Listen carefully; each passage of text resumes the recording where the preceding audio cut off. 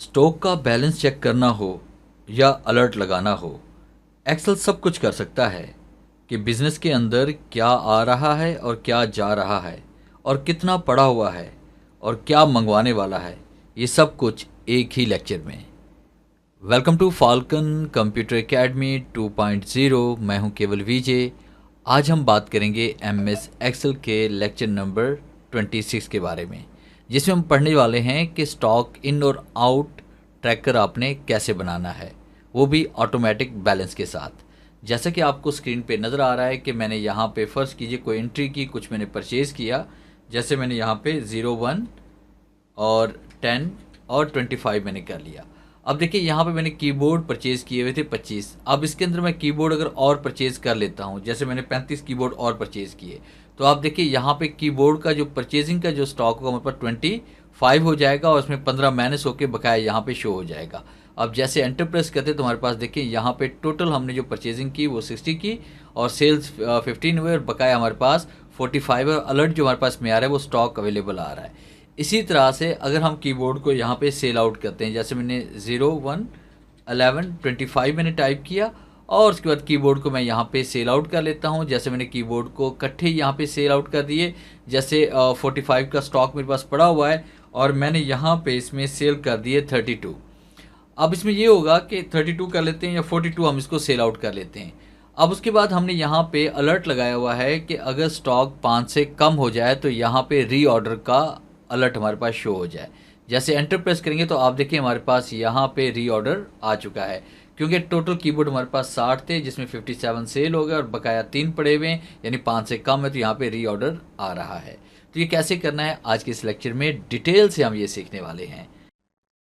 तो सबसे पहले आपने क्या करना है कि आप फाइल पे आएंगे, न्यू पे क्लिक करेंगे और ब्लैंक वर्कबुक पे आपने क्लिक करना है। फिर इसके बाद पे लेआउट पे हम आते हैं और साइज़ हम यहाँ पे ले लेते हैं A4, ओरिएंटेशन हम यहाँ पे लैंडस्केप कर लेते हैं और मार्जिन हम यहाँ पे नॉर्मल कर लेते हैं। और फिर उसके बाद इसका जूम हम यहाँ से बढ़ा देंगे। हम यहाँ पे स्टेटस बार पे क्लिक करके इसका जूम यहाँ से बढ़ा लेते हैं ताकि मैक्सिमम डाटा हमें नज़र आए।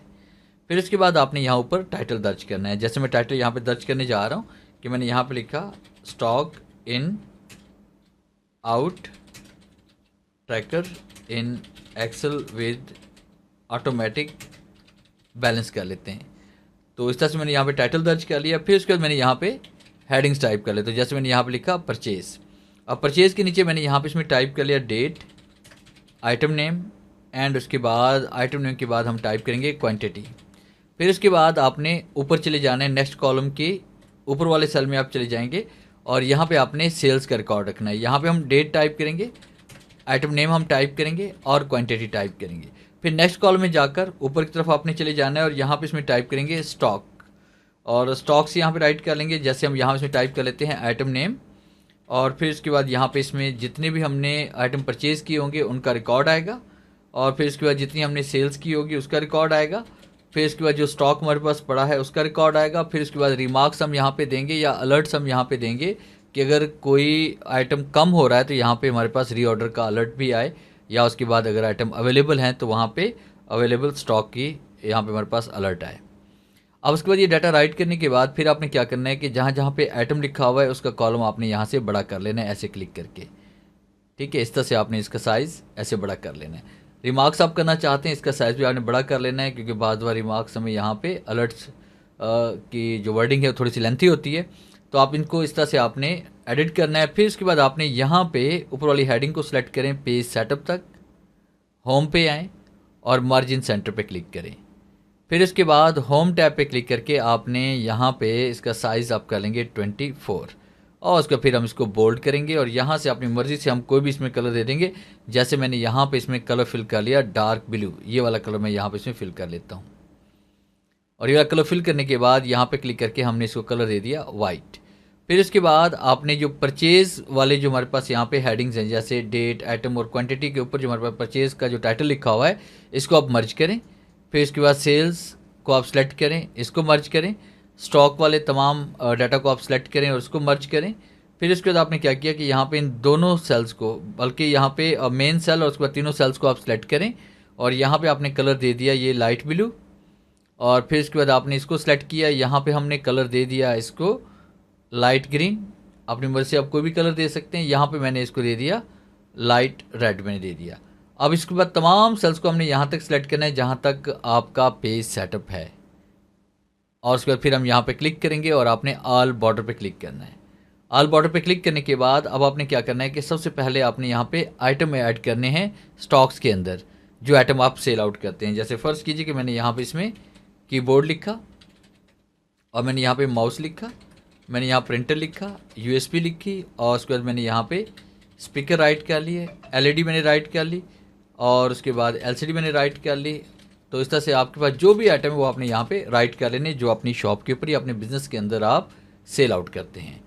फिर उसके बाद यहाँ पे हमने क्या करना है कि लिस्ट क्रिएट करनी है इन आइटम्स की। तो आपने पहले ये आइटम लिखने हैं, फिर उसके बाद उन तमाम सेल्स को सिलेक्ट करें जहाँ पे आप परचेज स्टॉक ऐड करना चाहते हैं। उसके बाद फिर आपने डाटा पे जाना है, और उसके बाद डाटा वैलिडेशन पे हम आएंगे। डाटा वैलिडेशन पे क्लिक करने के बाद डाटा वैलिडेशन का ये डायलॉग बॉक्स ओपन होगा। हम सेटिंग पे आएंगे, एनी वैल्यू पे क्लिक करके आपने लिस्ट पे आना है, और लिस्ट पे क्लिक करके आप यहाँ पे क्लिक करेंगे इज इक्वल टू क्लिक करने के बाद आपने यहाँ पे तमाम आइटम को आपने ऐसे सिलेक्ट कर लेना है। मैं एक्स्ट्रा सेल्स को भी सिलेक्ट कर रहा हूँ कि कल को अगर मुझे कोई और आइटम ऐड करना पड़े तो नीचे लिखूंगा तो ऑटोमेटिकली वो भी लिस्ट में ऐड हो जाएगा, इसलिए मैंने ऊपर से लेकर नीचे तक यहाँ पे एक्स्ट्रा सेल्स को भी सिलेक्ट किया हुआ है। ओके, क्लिक करते हैं तो ये देखिए मेरे पास यहाँ पे तमाम आइटम शो हो रहे हैं। इसी तरह सेल्स भी आपके पास इन्हीं आइटम की होगी, तो आपने इनको सेलेक्ट करना है, दोबारा डाटा टैब पे जाना है, डाटा वैलिडेशन पे हम क्लिक करेंगे, सेटिंग पे हमने आना है, और यहाँ पे आपने लिस्ट पे क्लिक करना है। फिर उसके बाद यहाँ पे क्लिक करेंगे इज इक्वल टू, और उसके बाद तमाम आइटम को आपने ऐसे सेलेक्ट करना है, और ऐसे सेलेक्ट करने के बाद फिर आपने इसको कर लेना है ओके। तो यहाँ पे देखिए हमारे पास ये लिस्ट भी आ चुकी है। तो इस तरह से आपने तमाम लिस्टें यहाँ पे बना लेनी है। फिर उसके बाद यहाँ पे हमने परचेजिंग डेट डालनी है। जैसे फर्स्ट की मैंने यहाँ पे डाली 01/02/25 मैंने यहाँ पे लिखा, और उसके बाद मैंने यहाँ पे परचेज़ कर लिया कीबोर्ड मैंने कितने परचेज़ कर लिए, फ़र्ज़ कीजिए 25। और उसके बाद यहाँ पे नीचे की तरफ आएंगे, फिर उसके बाद मैंने 01/02/25 को उसी डेट को मैंने यहाँ पे कुछ और आइटम भी परचेज़ किए, जैसे माउस मैंने परचेज़ कर लिया 45। अब उसके बाद फिर 01/03/24, और फिर उसके बाद मैंने यहाँ पे कुछ और परचेज़ किया, जैसे मैंने यहाँ पे यूएसबी परचेज़ कर ली, वो मैंने 60 परचेज़ कर दी।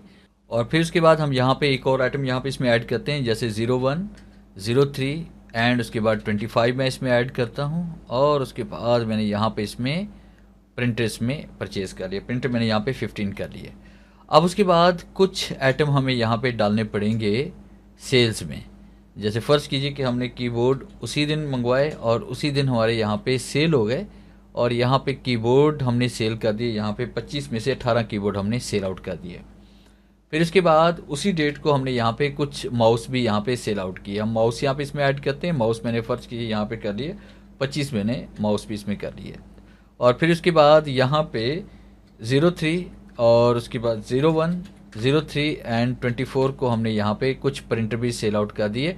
तो यहाँ पे प्रिंटर पे आते हैं, मैंने यहाँ पे 4 प्रिंटर भी सेल आउट कर दिए। अब इसी तरह से आपने परचेज़ का रिकॉर्ड यहाँ पे ऐड करते जाना है, और साथ में सेल्स का रिकॉर्ड ऐड करते जाना है। अब यहाँ पे टोटल हम जितनी परचेजिंग करेंगे उसका रिकॉर्ड आएगा, और टोटल जितनी सेल करेंगे उसका रिकॉर्ड हमारे पास आएगा।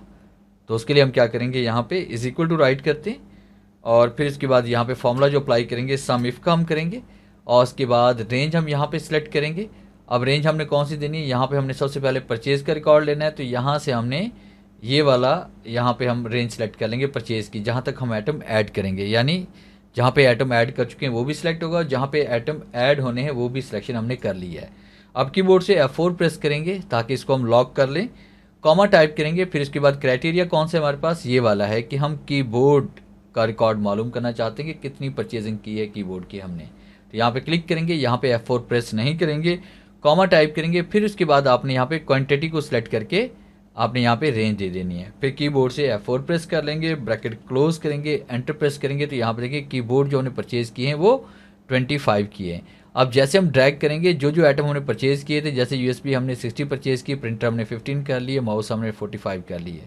अब उसके बाद सेल्स की बारी आती है कि टोटल इनमें से सेल कितने हुए, इज इक्वल टू राइट करेंगे। फिर उसके बाद आपने दोबारा सम इफ आपने टाइप करना है, ब्रैकेट ओपन करेंगे, और उसके बाद सेल्स आइटम को हम यहाँ पे सिलेक्ट कर लेंगे। फिर कीबोर्ड से F4 प्रेस करके इसको लॉक करेंगे, कॉमा देना है, फिर इसके बाद यहाँ पे क्राइटेरिया हम सेलेक्ट करेंगे, फिर इसको लॉक करने की ज़रूरत नहीं है, कॉमा देंगे, फिर इसके बाद क्वांटिटी को आपने सेलेक्ट करके आपने यहाँ पे रेंज देनी है, F4 प्रेस करना है, ब्रैकेट क्लोज करेंगे, एंटर प्रेस करेंगे। 25 कीबोर्ड परचेज किए थे, 18 आपके पास सेल आउट हुए, उसको ड्रैग करेंगे हमारे पास, तो यहाँ पे ये रिकॉर्ड हमारे पास में आ रहा है।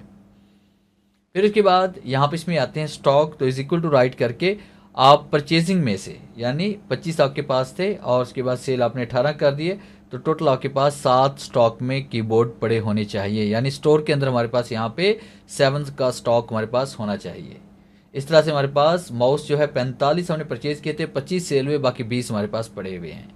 अब यहाँ पे रिमार्क्स देना चाहते हैं, हम चाहते हैं कि अगर मिकदार एक लिमिट से कम हो जाए, जैसे हम चाहते हैं कि अगर हमारे पास फर्ज कीजिए कि जो स्टॉक है वो 5 से कम रह गया है, तो यहाँ पे रीऑर्डर का हमारे पास अलर्ट आ जाए, और अगर हमारे पास 5 से ऊपर का स्टॉक पड़ा हुआ है तो यहाँ पे स्टॉक अवेलेबल का अलर्ट हमारे पास आ जाए। तो उसके लिए हमने इज इक्वल टू राइट करना है यहाँ पे, और टाइप करेंगे इफ़ ब्रैकेट ओपन, आप यहाँ पे स्टॉक पे क्लिक करेंगे, स्टॉक हमारे पास लेस देन हो जाए 5 से, तो कॉमा इन्वर्ट कॉमा, तो यहाँ पे इसमें आना चाहिए रीऑर्डर, तो आपने रीऑर्डर का यहाँ पे अलर्ट लगाना है, invert comma close and comma close. वरना क्या हो, वरना यहाँ पे हम करें स्टॉक अवेलेबल, अगर 5 से ऊपर है तो यहाँ पे स्टॉक अवेलेबल का हमारे पास यहाँ पे अलर्ट आना चाहिए, और एंटर प्रेस करते हैं तो हमारे पास स्टॉक अवेलेबल है, क्योंकि यहाँ पे स्टॉक जो है हमारे पास वो 7 का है, 5 से कम नहीं है। अगर हम यहाँ पे जैसे हम इसको ड्रैग करते हैं तो आप देखें यहाँ पे हमारे पास स्टॉक अवेलेबल, यहाँ पे रीऑर्डर आ रहा है। अब उसके बाद हम चाहते हैं कि जहाँ पे रीऑर्डर है, रीऑर्डर जो हमारे पास है वो रेड कलर में आना चाहिए या वो हाईलाइट हो जाए। तो उसके लिए आपने क्या करना है कि आपने तमाम सेल्स को यहाँ पे सिलेक्ट करना है, फिर उसके बाद आपने होम पे जाना है, फिर इसके बाद कंडीशनल फॉर्मेटिंग पे आना है, और उसके बाद हाईलाइट पे आएंगे और यहाँ पे टेक्स्ट दैट कंटेन्स पे क्लिक करेंगे, और उसके बाद फिर आपने यहाँ पे क्लिक करके रीऑर्डर लिखना है। यहाँ पे रीऑर्डर जैसे हम यहाँ पे टाइप करेंगे तो आप देखें वो हमारे पास रीऑर्डर रेड कलर में आ चुका है। आप चाहें तो यहाँ पे क्लिक करके कस्टमाइज फॉर्मेटिंग भी आप कर सकते हैं। जैसे हम यहाँ पे क्लिक करते हैं, क्लिक करने के बाद आप फिल पे आएंगे, जैसे हम चाहते हैं कि ये हमारे पास कलर हो जाए ब्लू कलर का, और उसके बाद फाउंट पे आते हैं, फाउंट कलर यहाँ पे हो जाए हमारे पास बोल्ड, और उसके बाद कलर यहाँ पे वाइट हो जाए, और उसके बाद ओके क्लिक करते हैं, और ओके क्लिक करते हैं, हमारे पास देखिए रीऑर्डर यहाँ पे ब्लू और वाइट में आ रहा है। अब देखिए यहाँ पे जैसे हम यहाँ पे प्रिंटर की तरफ आते हैं, यूएसबी हमारे पास यहाँ पे है, और हम इसको सेल आउट करते हैं, जैसे 01 03 एंड 25 मैंने टाइप किया, और उसके बाद मैंने यहाँ पे सिलेक्ट कर ली यूएसबी 60 ली थी। अगर हमारे पास यहाँ पे 56 हमारे पास यहाँ पे सेल आउट हुई, तो आप देखेंगे यहाँ पे यूएसबी जो है वो भी हमारे पास यहाँ पे रीऑर्डर में आ जाएगी। जैसे एंटर किया, देखिए रीऑर्डर आ चुकी है। और अगर हम किसी चीज़ का ऑर्डर देते हैं, जैसे फ़र्ज़ कीजिए कि मैं यहाँ पे इसमें आता हूँ 01 03 एंड 24, मैंने 25 में यहाँ इसमें टाइप करता हूँ, और उसके बाद मैंने यहाँ पे यूएसबी का ऑर्डर दे दिया। फ़र्ज़ कीजिए यहाँ पे इसमें आते हैं और यूएसबी मैंने 45 और मंगवा ली, तो आप देखिए यहाँ पे हमारे पास वो कलर ख़त्म हो चुका है। इसी तरह से अगर हमारे पास यहाँ पे प्रिंटर का एक और ऑर्डर इसमें आता है, जैसे उसी डेट को हमने यहाँ पे कुछ प्रिंटर और भी यहाँ पे सेल आउट कर दिए, या हमने कीबोर्ड यहाँ पे सेल आउट कर दिए, जैसे मैंने फ़र्ज़ किया 3 कीबोर्ड और सेल आउट कर दिए। अब जैसे एंटर करूँगा तो यहाँ पे देखें बाकी बच गए हमारे पास 4 कीबोर्ड, टोटल 25 थे हमारे पास, 21 सेल हुए, 4 बच गए हमारे पास, और उसके बाद रीऑर्डर यहाँ पे हमारे पास अलर्ट इसमें आ रहा है। तो ये था मेरा आज का लेक्चर, जिससे मैंने आपको पढ़ाया स्टॉक इन और आउट के हवाले से कि आपने स्टॉक का रिकॉर्ड कैसे मेंटेन करना है। उम्मीद है आज के इस लेक्चर में ज़रूर कुछ नया सीखने को मिला होगा। वीडियो अच्छी लगी है तो इसे लाइक कीजिए और अपने दोस्तों के साथ शेयर कीजिए। मिलते हैं हम नेक्स्ट लेक्चर में, तब तक के लिए गुड बाय।